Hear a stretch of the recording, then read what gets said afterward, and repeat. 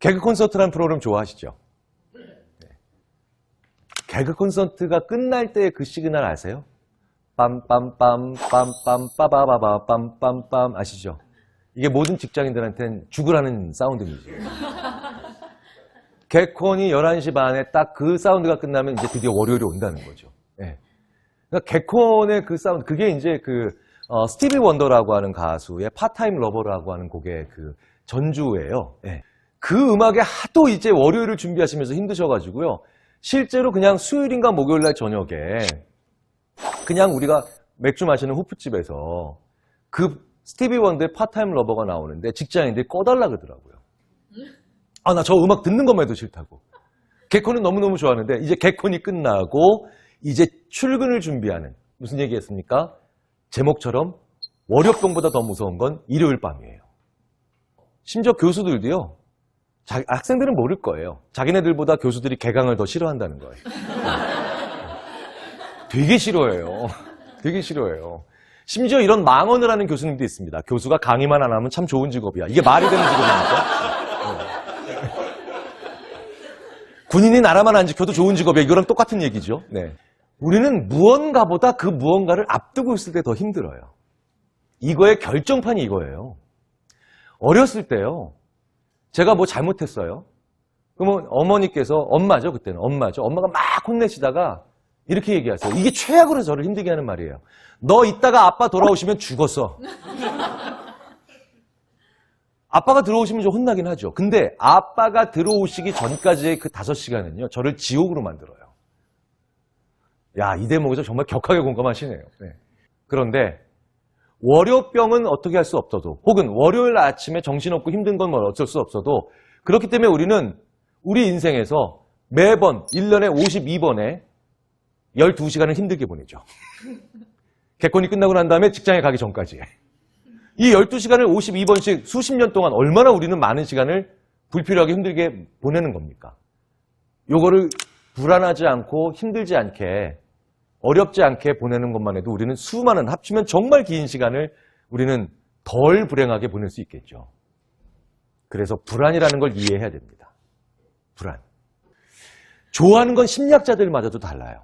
그런데 인간이 제일 싫어하는 게 뭔가에 대해서는 모든 심리학자들의 대답이 한결같습니다. 그러니까 확고부동한 거죠. 확실한 거예요. 그게 불안이에요.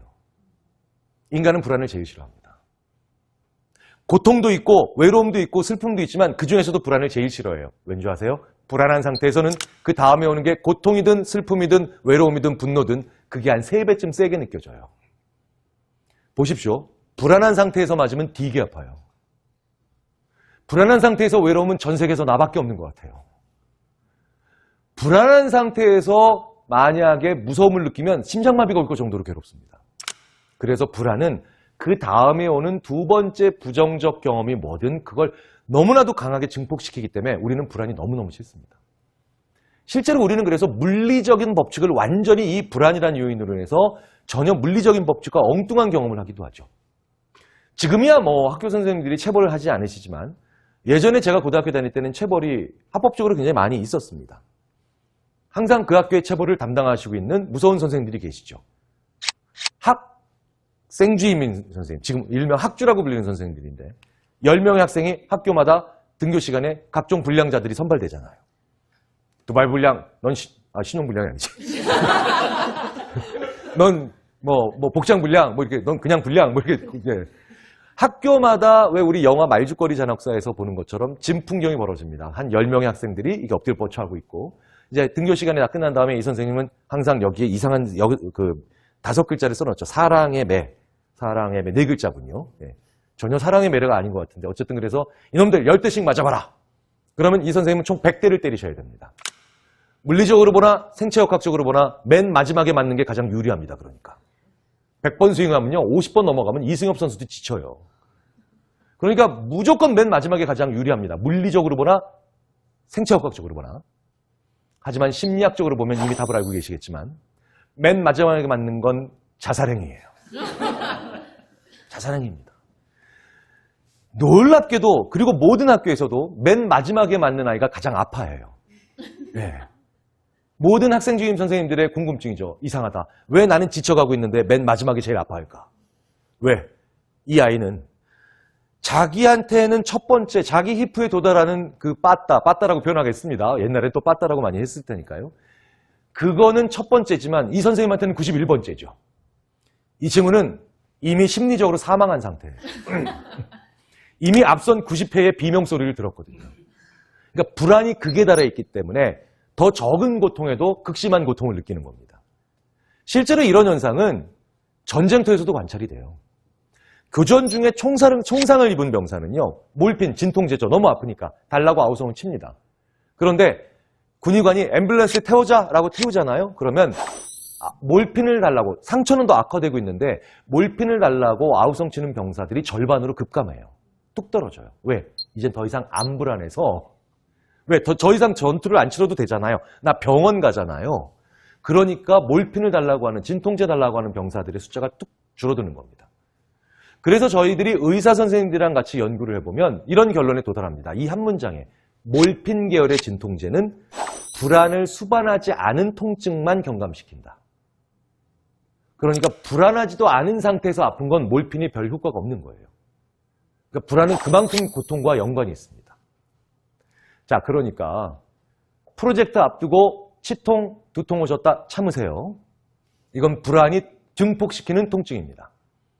프로젝트 다 마치고, 프레젠테이션 다 마치고 후련한 마음으로 주말을 맞이하시면서 맥주 한 잔 끝내시고 샤워 마치시고 난 다음에 누웠는데 아프십니다. 이건 순도 100%짜리 퓨어 페인이에요. 이건 무조건 병원에 가셔야 돼요. 자, 그러니까 인간은 불안을 제일 싫어해요. 이토록 불안이 싫은데 불안이 커지는 상황이 있어요. 정말 싫겠죠. 그게 바로 불확실한 상황이죠. 모호한 상황이에요. 이때가 불안이 제일 커집니다. 이걸 막으면 그렇기 때문에 불안이 없어지겠죠. 그러면 이후에 오는 게 하나도 안 힘들어요. 자, 공포영화 왜 무섭습니까? 귀신이 언제 어디에서 어떻게 나올지를 모르니까 무서운 거죠. 공포영화 하나도 무섭지 않게 보는 방법은 이겁니다. 스크린에 옆에 위에 큼지막한 글자로 이렇게 카운트가 돼요. 10, 9, 8, 7, 6, 5, 4, 3, 2, 1 괴물 짠! 그럼 사람들이 그러니까 인간은 제일 싫어하는 게 그러니까 두 개를 연결시키면 뭡니까? 불확실한 상황인 거예요. 너무너무 싫어해요. 너무너무 싫어합니다. 자, 그래서 인간이 제일 싫어하는 건 불안이고 그 불안을 막 증폭시키는 불확실한 걸 제일 싫어하는데 인간이 그걸 얼마나 불확실한 걸 싫어하냐면요. 단지의 공이 90개가 담겨 있습니다. 그러면 90개 중에 30개는 빨간 공이에요. 이건 확실하게 아는 거죠. 그럼 나머지 60개가 있죠. 60개는 노란 공과 까만 공이 섞여 있어요. 그런데 비율을 몰라요. 그러니까 몇 개씩인지를 몰라요. 자, 그러면 확실한 건 두 가지고 불확실한 게 한 가지죠. 첫 번째 확실한 건 뭡니까? 90개 중에 30개는 빨간 공이다. 두 번째 확실한 건 뭡니까? 까만 공이랑 노란 공을 합치면 60개다. 불확실한 건 뭔가요? 까만 공의 숫자와 노란 공의 숫자죠. 자, 사람들한테 먼저 이런 단지, 이런 90개의 공이 담겨져 있는 단지를 놓고 사람들한테 게임을 시켜봐요. 너 어떤 색 공이 나오면 돈을 받는 게임을 할래? 빨간색 공이 나오면 돈을 받는 게임을 할래? 까만색 공이 나오면 돈을 받는 게임을 할래? 이러면 90% 이상 빨간색 공이 나오면 돈을 받는 게임을 하겠다고 합니다. 왜? 30개라는 걸 확실히 알고 있다 이거죠. 그러니까 불확실한 걸 고르기보단 확실한 걸 고르겠다는 거예요. 뭐 여기까지는 뭐 이해가 됩니다. 그런데 다시 공을 집어넣고 다시 90개 만들어서 다음 게임을 합니다. 이때부터 웃겨요. 너 빨간색 공이나 노란색 공이 나오면 돈을 받는 게임을 할래? 아니면 까만색 공이나 노란색 공이 나오면 돈을 받는 게임을 할래? 이러면 사람들이 이번엔 전부 다 또 까만색이나 노란색 공이 나오면 돈을 받는 게임을 하겠습니다. 라고 대답을 해요. 확실히 60개라 이거죠. 그런데 이거 생각해보면 되게 웃긴 사람이에요. 왜? 첫 번째 게임 때 지가 뭐라 그랬어요? 30개를 골랐죠. 그러면 까만 공이 29개 이하라고 가정해버린 셈이 돼요. 합치면 60개인데 까만 공이 29개 이하면 노란 공은 31개 이상이라고 가정해버리는 셈이 되는 거죠. 그러면 자기가 첫 번째 게임으로 했던 행동에 의하면 자동적으로 만들어지는 가정이 뭐냐면 노란색 공은 31개 이상이에요. 그런데 그러면 빨간색이나 노란색 공이 나오면 이건 뭡니까? 61개 이상이라는 거죠. 그걸 안 고르다는 거예요. 사람은 무조건 지금 이 상황에 확실한 게 좋은 겁니다. 다니엘 엘스버그라고 하는 천재 경제학자가 50년대에 이걸로 빅히트를 쳤죠. 그런데 이게 인간을 정말 잘 예측하더라는 겁니다. 인간은 이만큼 확실한 게 좋은 거예요.